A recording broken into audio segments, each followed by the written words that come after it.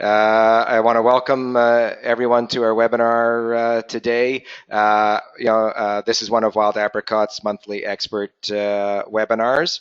And today, we're honored to have three nonprofit tech experts on with us, Jason Shim, Mark Holman, and Shub Sengupta. And today, they're going to show us how anyone working at a nonprofit can do all the things they need to do by taking advantage of free and inexpensive tech tools.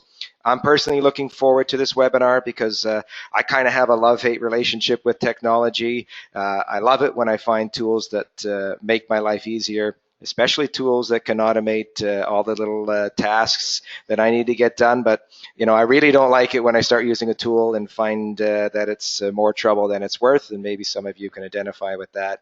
Fortunately, Jason, Mark, and Shub are here with us today to help with this dilemma because all three of them are constantly scouring the web for new and useful nonprofit tools and testing them out, and they're going to show us which ones can actually help you and which ones are worth your time. And we'll bring Jason, Mark, and Shub on shortly.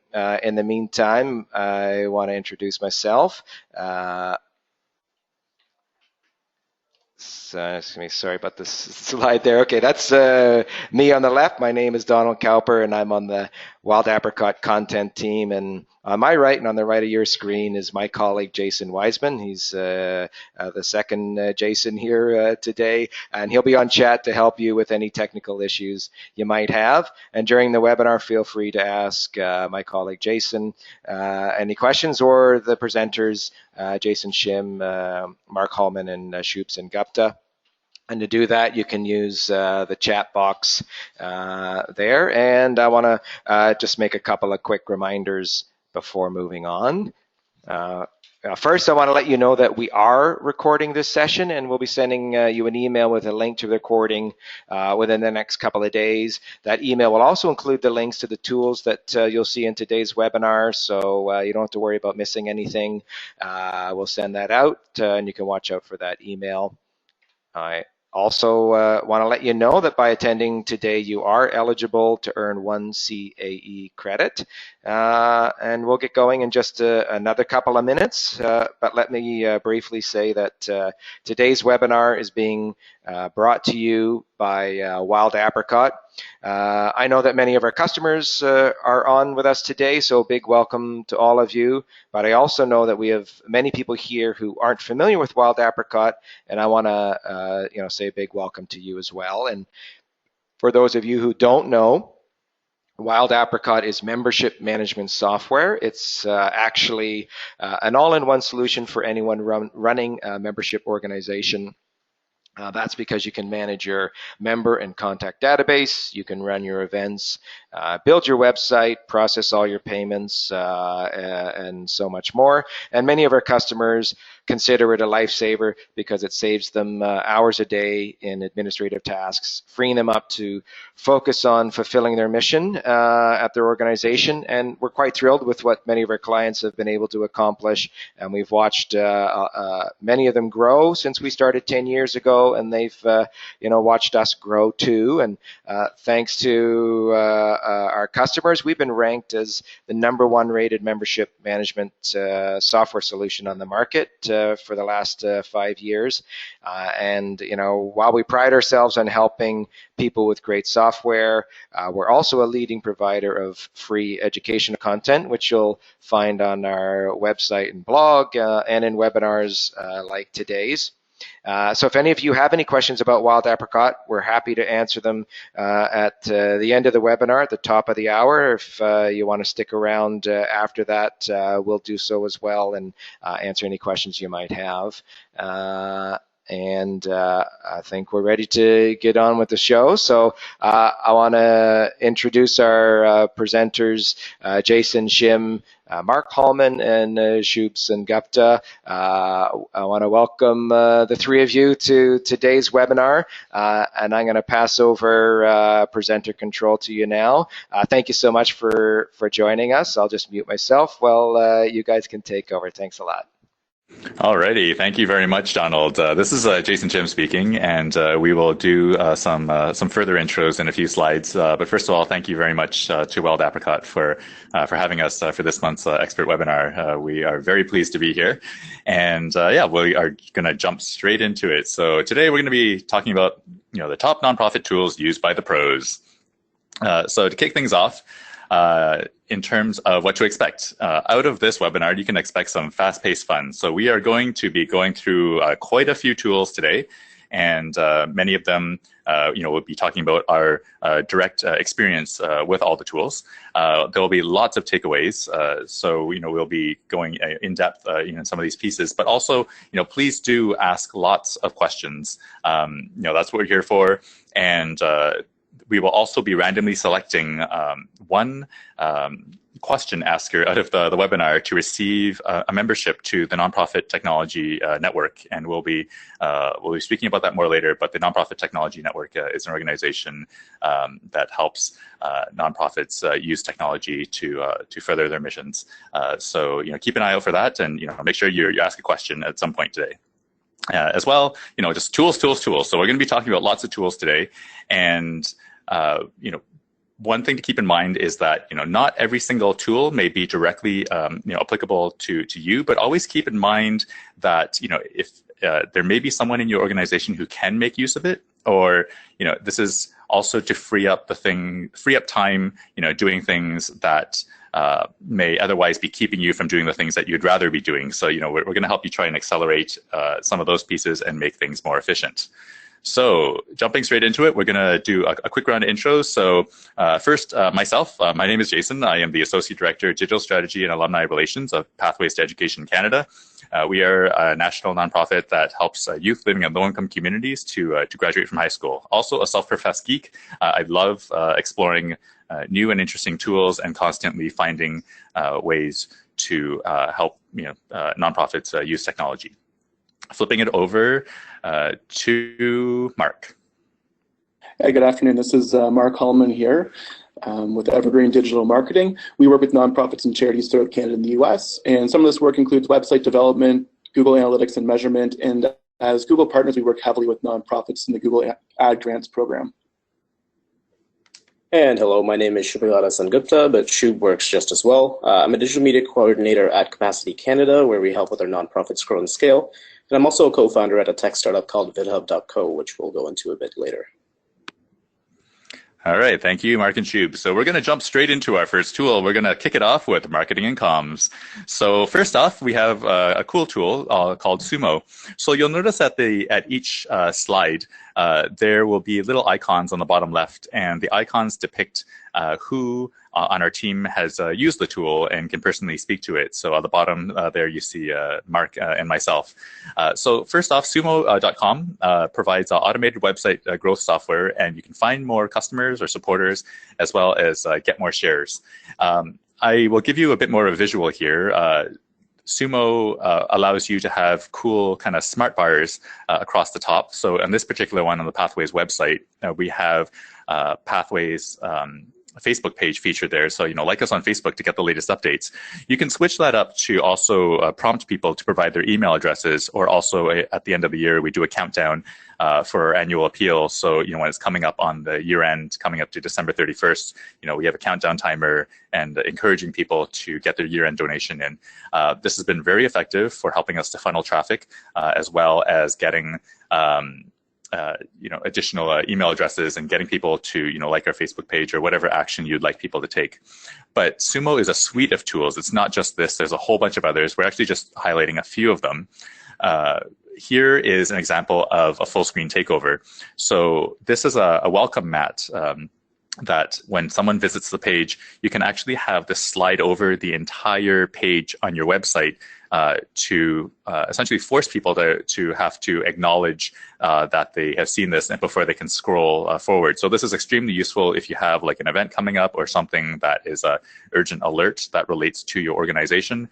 This particular one was that we wanted everyone who was going to our events page to see that we had our annual gala coming up. So this is a grad ball from 2016 for Pathways to Education. So, this is a very useful tool.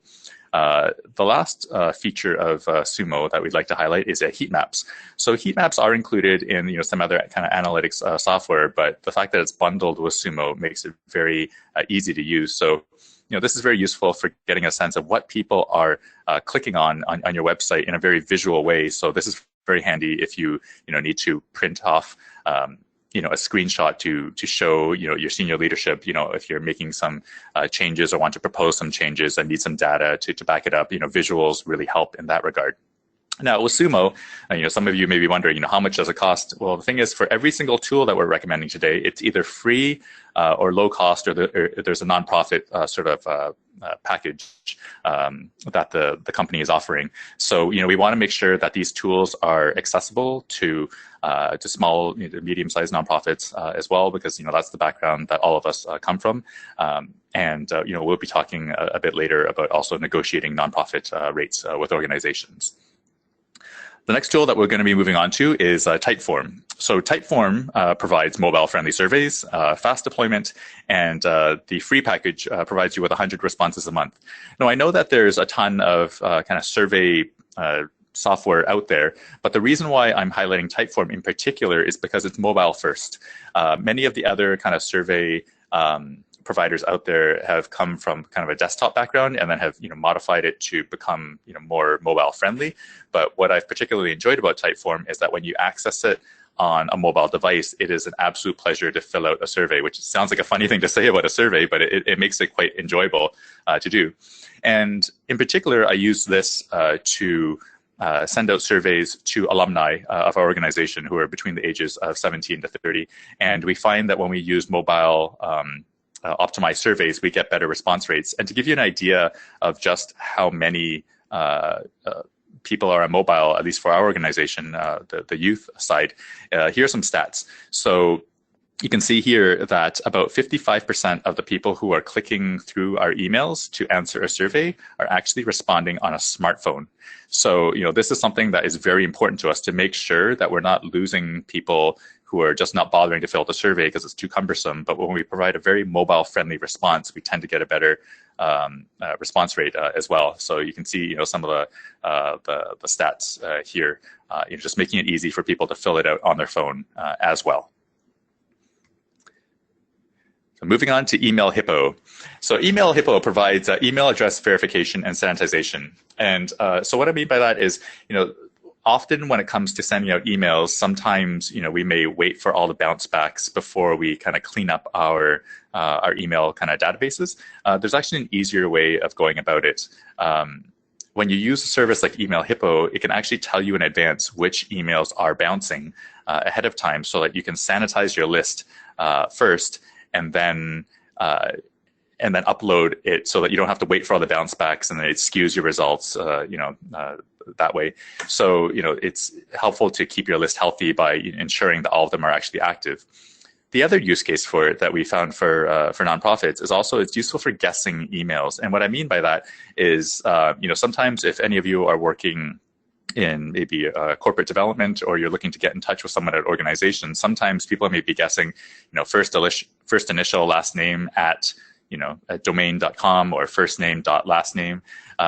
You can actually input it into Email Hippo and it will tell you whether or not it's active. Now, it doesn't work all the time, but it is an additional tool that if the email server is configured to send back a response, then you will find some good use out of it. So here's a quick example. Let's say if you want to contact Sergey Brin, one of the founders at Google, you can make a guess. Maybe his email address is Sergey ninjacat at google.com.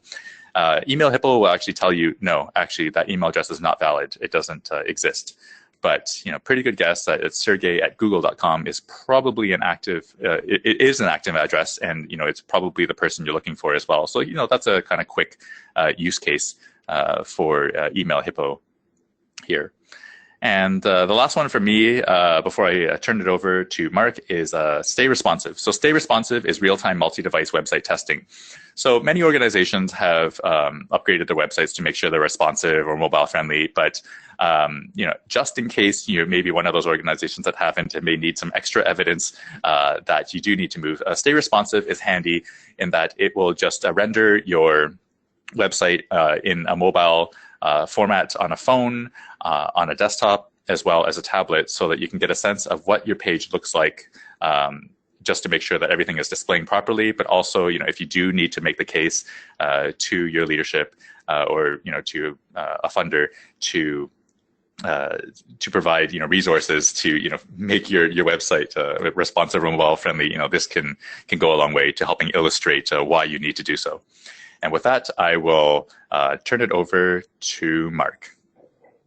This is Mark here. The first tool that I'm going to talk about today is Buffer, and Buffer is a social media scheduling tool. Basically, what it allows you to do is pre-populate your social media scheduling with content, so you have an ongoing social media presence during the day without having to log in and manually post to all of your channels each time. One thing it does, it also allows you to post across channels, so you're able to send one message out and have it send out to your Twitter, your Facebook. If you have a secondary Twitter account for your executive directors or whatever, it allows you to do that as well. And how we use it is we take our content for the week and typically sit down at the start of the week on Monday or Tuesday and plan out our full week of scheduling going out. So if we sit down for half an hour, we're able to take all of our content, upload it to Buffer. Then Buffer will automatically, over the course of the next 7 days, go ahead and share those social media posts in an even measured way. So it's not just a huge hammering of social media posts and echoes and nothing for 7 days or so. This allows us to have an ongoing social media presence and make sure there's no gaps, but it also allows us to do a once-over of our content scheduling. So once we have everything loaded into Buffer, we're able to kind of look at the course of the week and see what's there, make sure it's the right balance for the voice we want to have, make sure we have some posts from our own organization, make sure we have some of our community partners info, and just make sure it's the right balance and fit of content for our accounts. And it's really great for individuals who are tasked with posting content, but are realistically buried in the day-to-day busy schedules of nonprofit life. So a typical communications person wouldn't have time to jump back in and out of the social media channels over the course of a week. So this is a great way to pre-schedule things to make sure you have that, but you're not tied to your desk. The one note we will make about this is that pre-scheduling content doesn't mean you need to fully walk away. You still need to be aware of events that are happening in real life, any viral news, and you will want to turn off automated posts at certain times just to make sure your message is correct and you're not sending tone-deaf on any issues. So Shub here, hot off the heels of Buffer, we have Q. So Q is kind of neat. It's a fairly interesting one, and it's a new tool, and it's perhaps not something that all organizations would be comfortable with or even suited to using. But what Q does is it provides curated content for different themes or topics, and then it automatically pipes these content into Buffer and sends it out.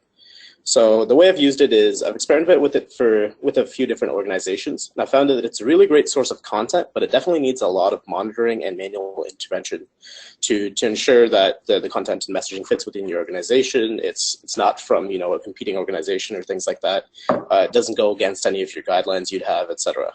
So Q can be a really good place to gather the content that you filter, or for filling in between the one-to-one or one-to-many messages that you have scheduled. It's also useful for finding content articles to remix or provide your thoughts or opinions on, which can be kind of good for a blog.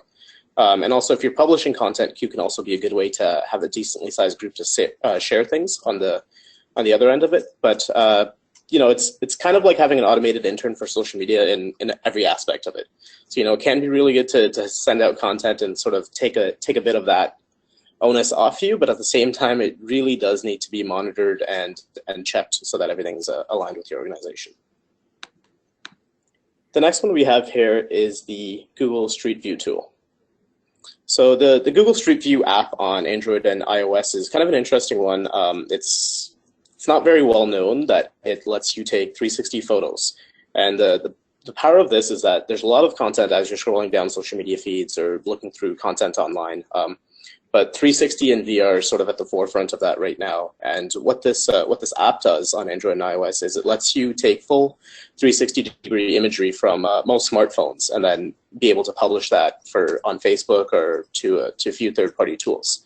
A really neat example of this was the Kids Help Phone in Canada. So what they did was they had an ad campaign where they were the original sort of part of the image was you were looking at a student at their locker, and it looked like everything was fine, and then you panned around in the 360, and on the other side there was a few bullies and things like that behind the scene, and the premise of the ad being you don't always see the full picture. So I think that was a really sort of powerful example of how to use things like that, and as an organization, I think 360 photos and sort of the VR aspect of it. They have a really high level of engagement right now, and it's not very well utilized by many brands. So it's a really unique opportunity to take advantage of that, and the app is free to use. And this is Jason. This is just a quick example here of a 360 photo that was taken at a canoeing event in Toronto. So, when this is the kind of photo that you can upload easily to Facebook, and people could get a full 360 view of what the event was like as well. And moving on to the productivity section. So first off, on the productivity side, we have Slack. So Slack is notable in that it provides cross-platform messaging, but they've had a nonprofit package available right from the very start. So they provide up to 200 standard nonprofit licenses for your organization, which is quite exceptional. And really, it's like other kind of messaging platforms, but it's so well integrated, and it makes it very easy for internal communications to be more effective. So, if any of you have ever encountered an experience where you're getting an email with a single line in it, that's an email that maybe didn't have to be sent, that it may have been more appropriate to receive that via an instant message, or if it's a low priority email, just FYI, but you didn't need to know this right now. Slack may be a good platform to divert some of that internal communications onto a different platform. So I'll show you a quick screenshot of what Slack looks like internally within my organization.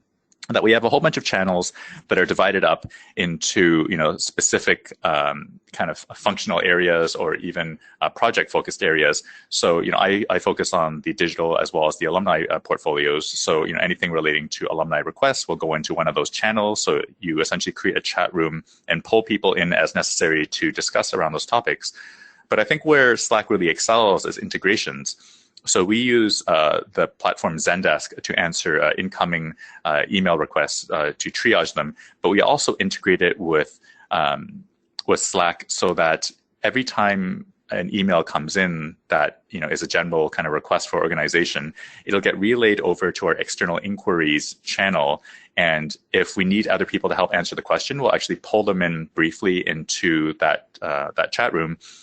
They'll help answer the question, and then it can be sent off by one of our staff members that deals with the external inquiries. So it's a very streamlined process. So instead of having to do like an email round robin, we can just quickly get an answer, flip it back, and faster turnarounds, and everyone's kind of more aware of the news and updates that's going on relating to the organization.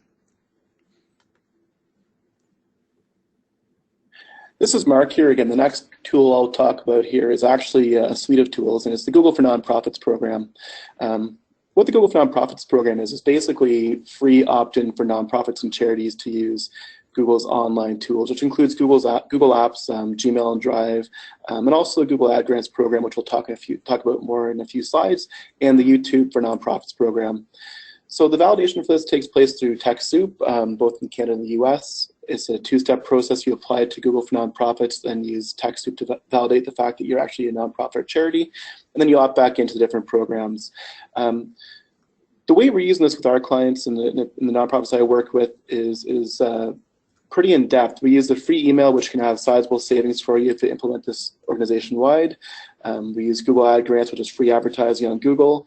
And the YouTube program, which allows you to add donation cards to your YouTube videos so people can donate directly from your video.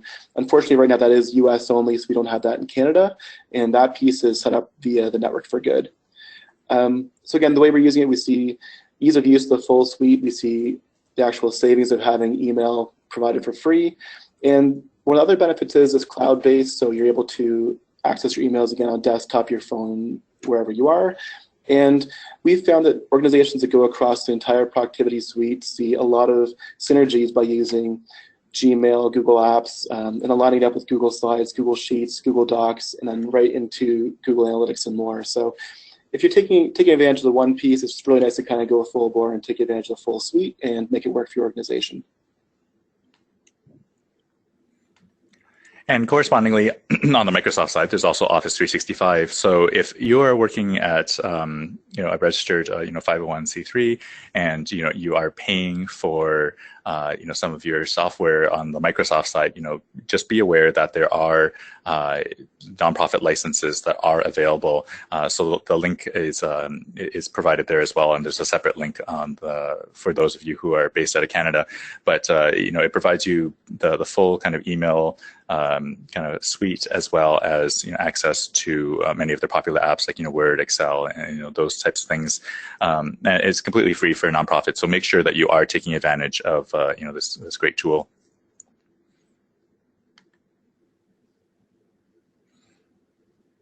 Next up, we have Google My Business, and we were talking about this tool here, even though it's not really a tool. It's something we should be aware of in the nonprofit and charitable world.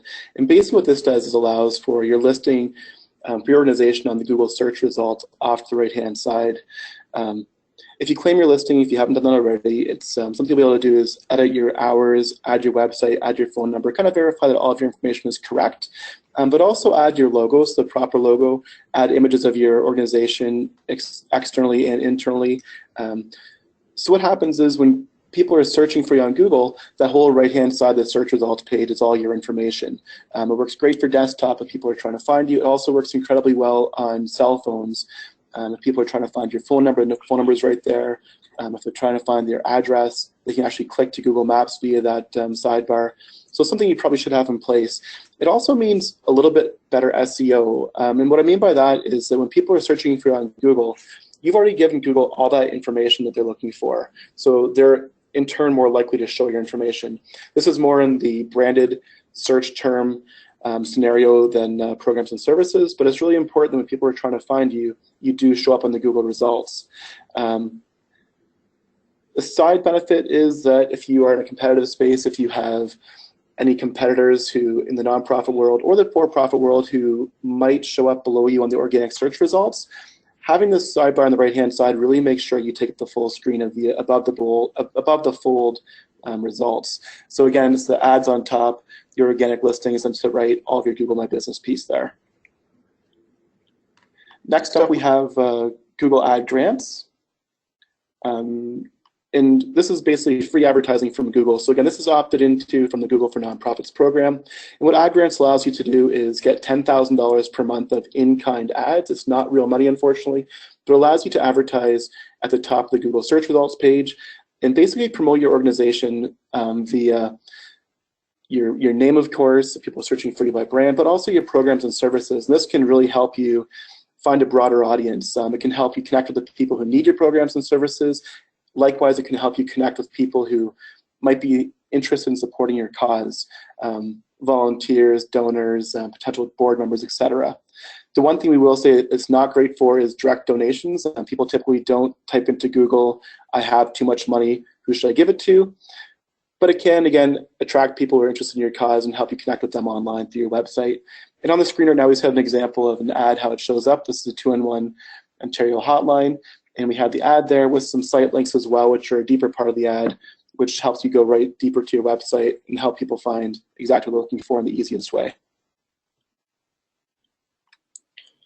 Next up, we have Wistia. So you spend a lot of time and resources creating video, but no matter how great it looks, if it loads slowly or doesn't load at all, it isn't really doing much for you or your organization.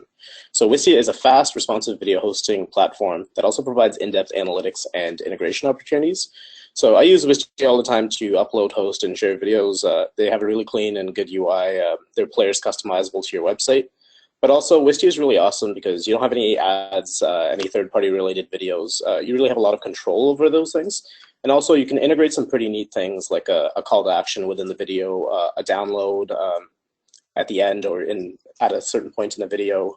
Also, in-depth analytics. For instance, this user from this city watched this part of the video 3 times, things like that. So the in-depth analytics really make it easy to focus on, okay, is this video too long, or what parts are really being emphasized in this video, what parts are people watching, and maybe that's the part where we need to focus on really. And just to show you some of the screenshots from Pathways, here is a quick shot of the analytics from videos. So, it shows where people are dropping off when viewing the video. So this is a reminder to us that, make sure it's engaging within the first 10 seconds. Otherwise, people will drop off, fairly quickly. As well, what's neat is that you can interrupt, people to, give them a call to action, at the very end, make sure you donate now or, join our organization. And another cool piece is that you can also force people to enter their email address either before viewing a video, or you can stop the video halfway through when it's at its most exciting part and be like, hey, enter your email address to make sure you see the rest. So, it depends on what your kind of acquisition may look like for, getting new members or getting people to support your organization. But this can be a handy tool for converting those people watching a video into, potential members of your organization. So next up is VidHub. So as I mentioned at the beginning, I'm also one of the co-founders of VidHub. So in that spirit, I won't say too much about it. But VidHub is an online video review platform that allows teams to discuss their videos and provide detailed timestamp feedback easily. So this is something that can be pretty useful during the post-production part of a video when you're creating it or editing it, but also as part of onboarding or internal discussion on a video. And it's a tool that we've been working on for a while. Jason can speak a bit more about it as well. Yeah, we use this all the time at Pathways, and it's a fantastic tool. So pretty much when you think about how you work with videographers, typically you are sending back and forth, information about the time codes via email or via an Excel spreadsheet. It's a total mess. And what VidHub does is that the moment that you start typing while watching the video in its interface is that it will time code it, stamp it, and then you can send it off to a videographer and they can see immediately what you're talking about. It has reduced our turnaround time for feedback on video tremendously. So if you're looking to save time when working with a videographer, I insist that any external vendors that we work with, use VidHub because it just saves time for everyone that's who is involved. So, I would highly, highly recommend VidHub as a tool to definitely check out, especially if your organization does any sort of video work. Canva is a tool that I use pretty often. It's an easy way to create a collateral for social media and print, and it's 10 users free for nonprofits. We've had a few questions around, if 501c status, and many of these tools are geared towards the 501c3s in terms of the nonprofit status. However, I will be answering in the questions. There are some exceptions, like I think there is some availability of the Microsoft tools for 501c6s. But for this one, it's for registered 501c3s. And what you can do with Canva is that you can upload your palette for your organization and have more people to edit, collateral. So if someone needs social media stuff, you have the palette right there. You can drag and drop. It's a very simple, easy to use interface. People that are not particularly tech savvy can, still create good looking stuff to put out on social media. So this is a good way to quickly create stuff, and it has all the dimensions pre-formatted for Facebook, Instagram, etc.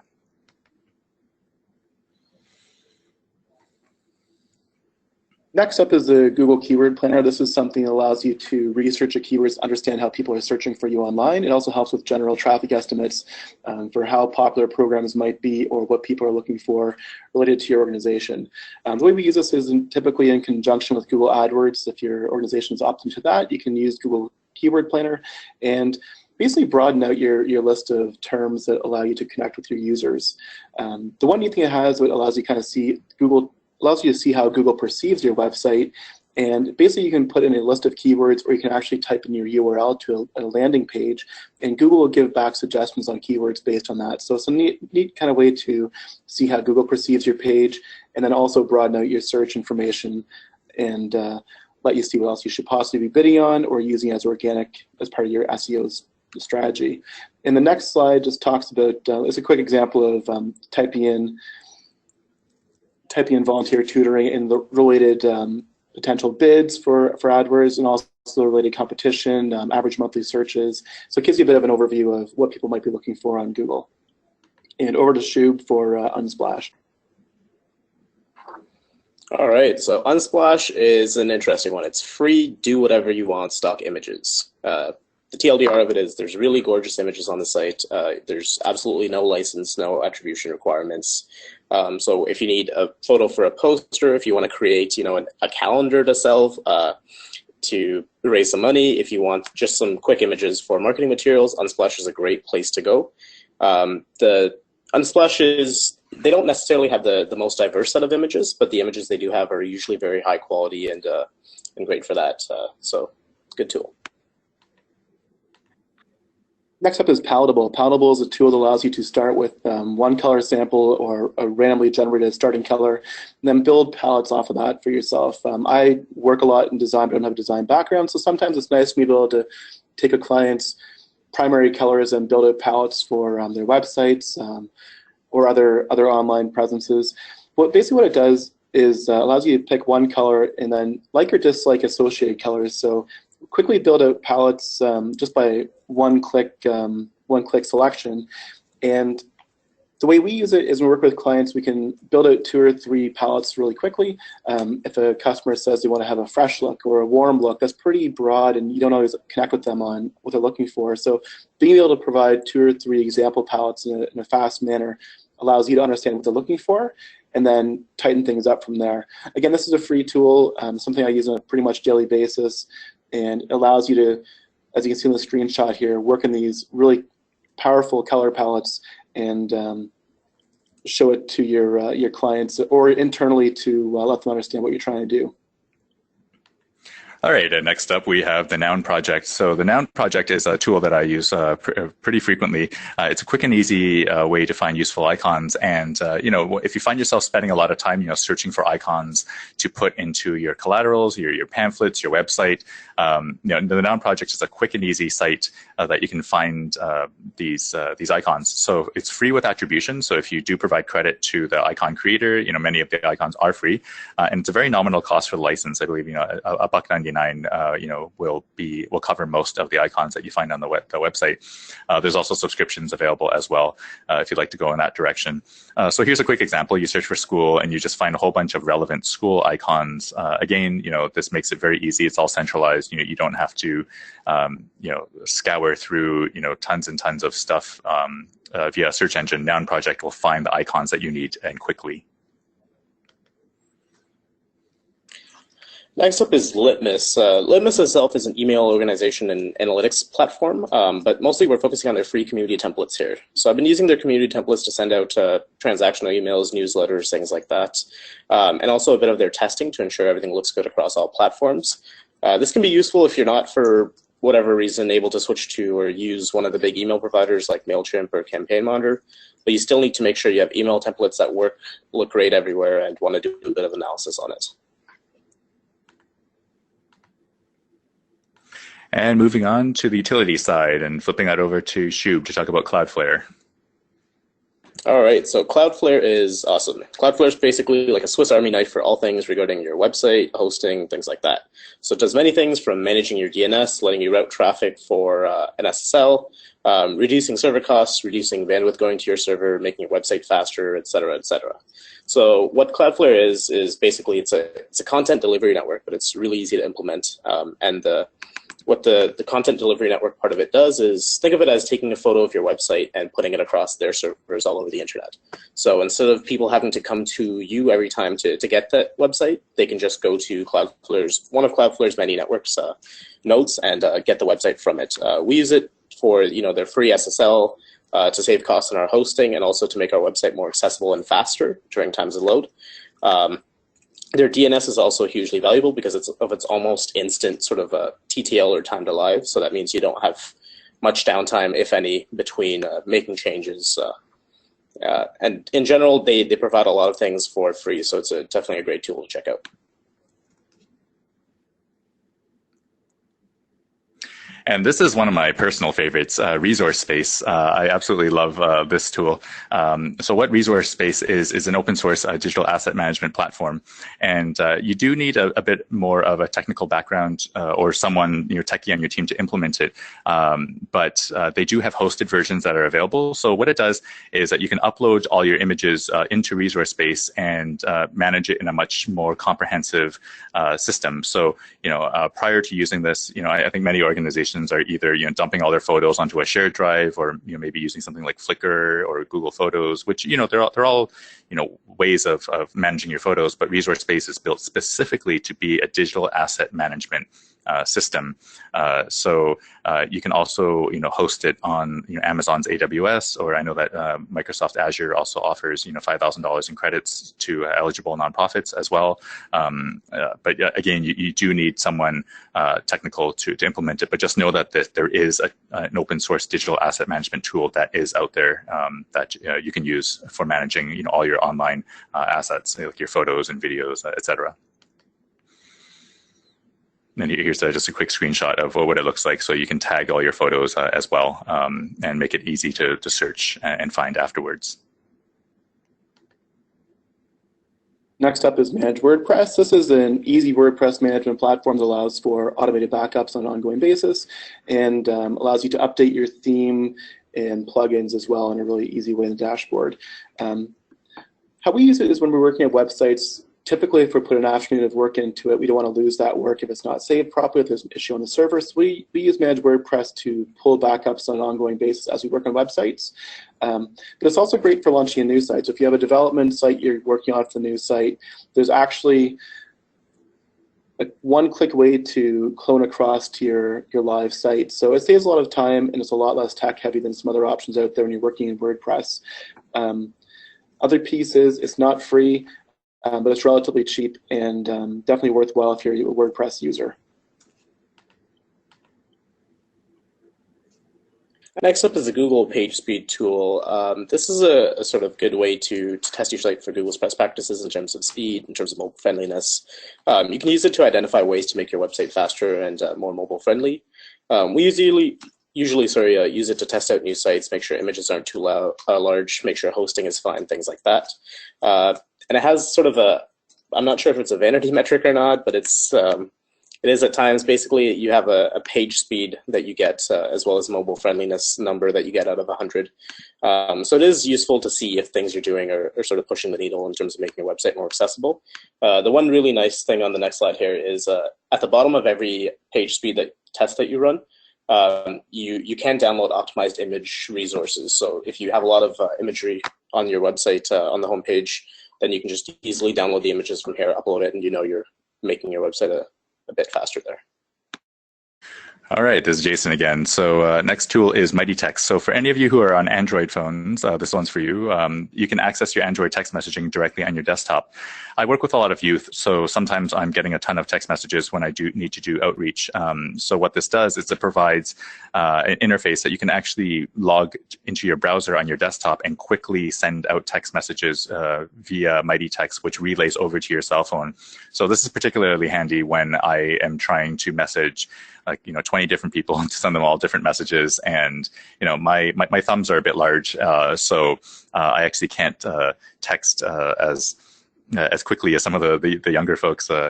So I do need to rely on a desktop tool like Mighty Text, which makes it very, very easy to respond very quickly. So this is a tool to keep in mind if you are on Android and do need to text in a fairly efficient manner.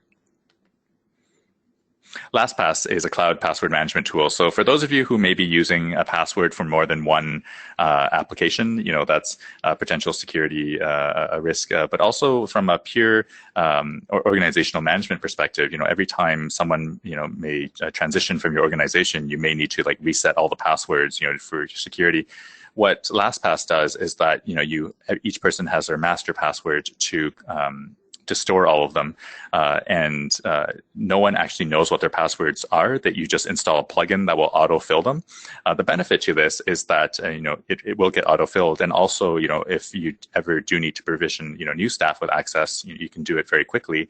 And if anyone ever were to leave your organization, you can just deprovision access from a central point instead of having to potentially reset all of your passwords.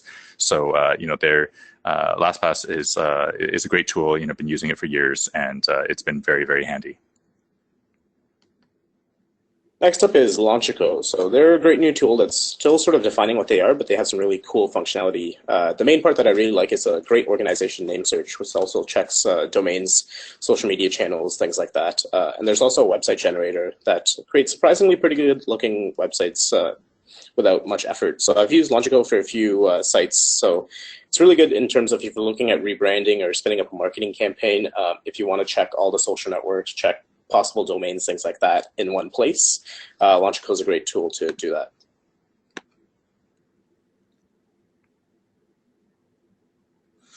And this is another one of my favorites, builtwith.com. So this is my secret spy tool for seeing what other organizations are using. So I like to think that every one of us has that aspirational website that we would really, really like to have, but sometimes it's challenging because you don't actually know what they're using, at least on the web-facing side.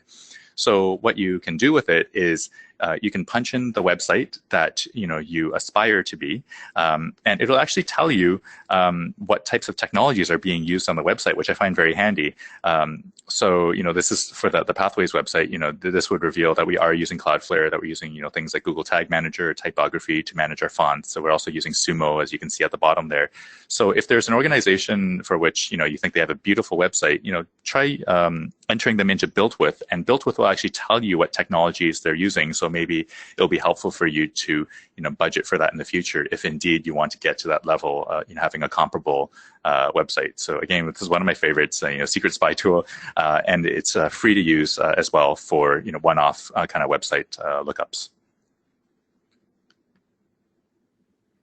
Over to the analytics side. So on the analytics side, I'm just going to put Google Analytics here. I know that it's fairly well known and that many people use it, but some of the advanced features that are there are extremely useful. So funnels, event tracking, demographic tracking. Just make sure that you have converted your analytics installation over to universal analytics. I still encounter folks from time to time who are using classic analytics, which is the very old code that is since not being used anymore. If you do want to be able to get reports on the demographic information, so like perceived gender as well as age and what people are interested in, you can track that. You just need to make sure that you have that enabled through your code that's on your website. So make sure you have the universal analytics properly configured. And I'm going to flip it over to Mark for Dashboard Junkie. So Dashboard Junkie basically allows you to get useful data out of analytics when it's not always easy. Google Analytics has a lot of data there, a lot of information about how people are using your site, how they found your site. And some of it's there at an easy glance, but oftentimes we need to set up dashboards to get the right information out. Dashboards are difficult inherently to set up. So this tool, Dashboard Junkie, basically allows you to go to their website and one-click install different dashboards, as the name implies, right to your Google Analytics account. The way we use this is for typically organizations who need an extra level of measurement, but people aren't really familiar with analytics and how to get the data out. And this can give you insights into things like your social media efforts. It helps you track your blogging efforts and give you a better grip on your SEO traffic. Once you have the dashboards, it's really easy to print off reports. You can select date ranges. You can do year-over-year, quarter-over-quarter type reporting.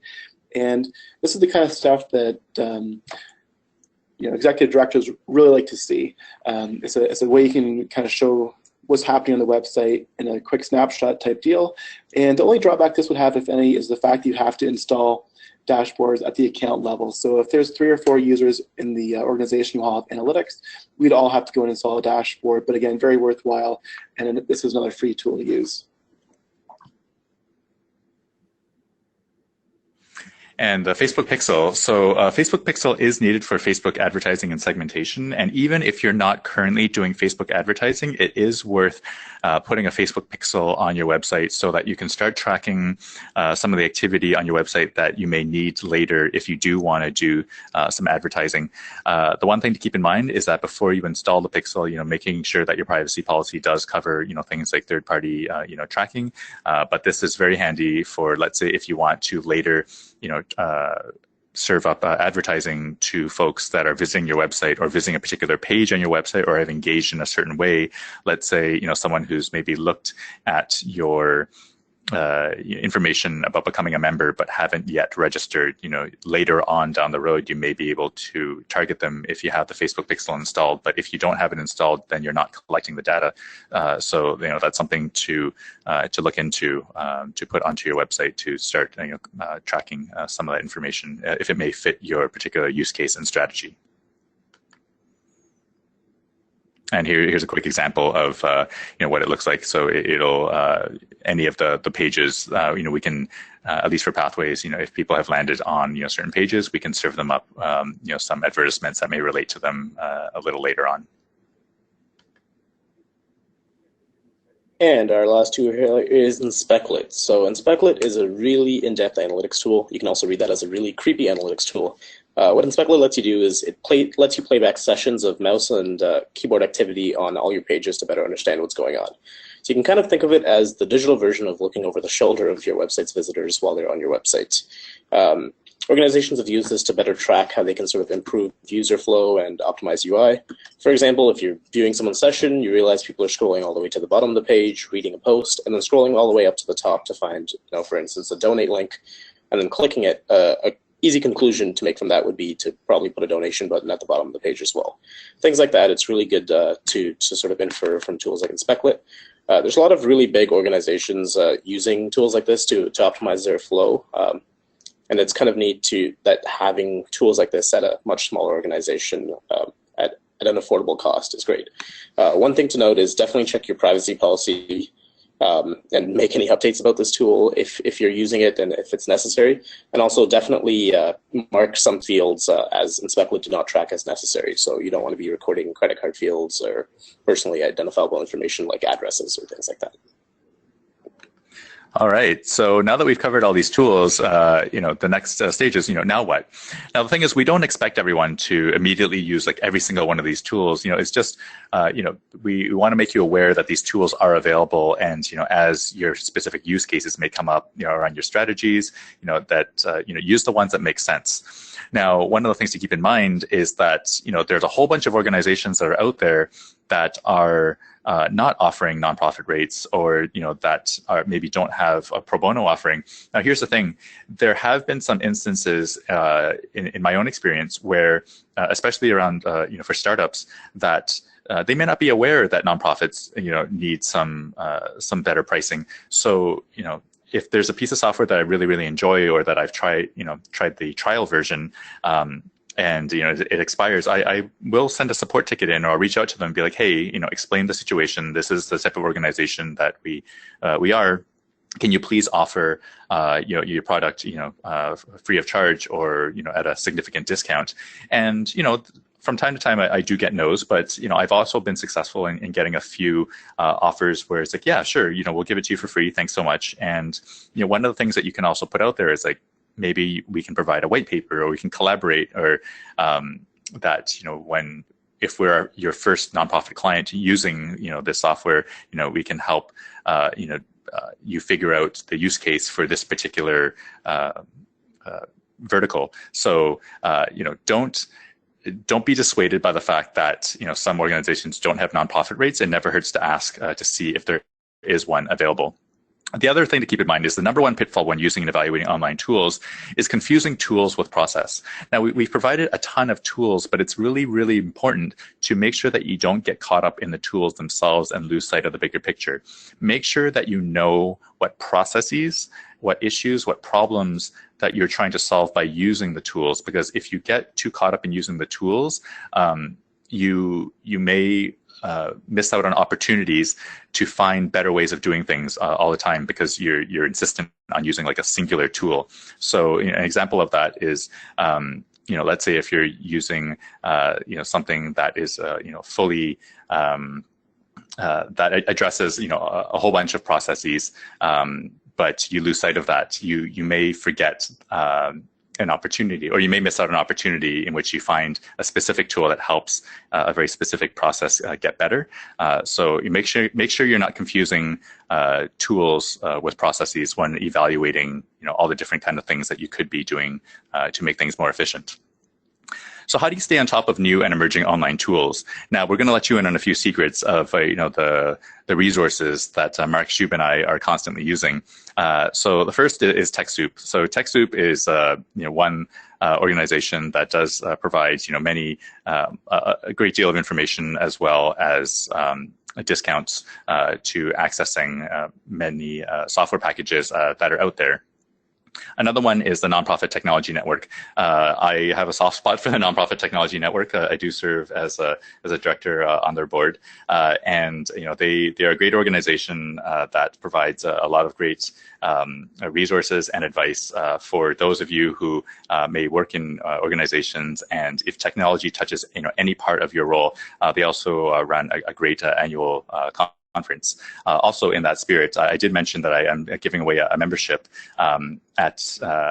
to a random question asker, and the recipient of that membership will be Aaron Wittenberger. So please make sure that you reach out to us and provide us with some more information, so I can send that complimentary individual membership to the Nonprofit Technology Network to you. But definitely an organization to check out, nten.org.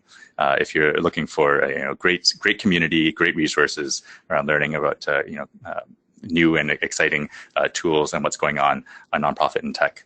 The other one is also Product Hunt. So we always keep an eye on Product Hunt for all the new kind of tools that are coming out. Producthunt.com. And last but not least is one that's called Hacker News. So don't be scared off by the fact that it's called Hacker News. A lot of the news that appears here will appear here before it hits mainstream media, perhaps like a week later or even 2 weeks later.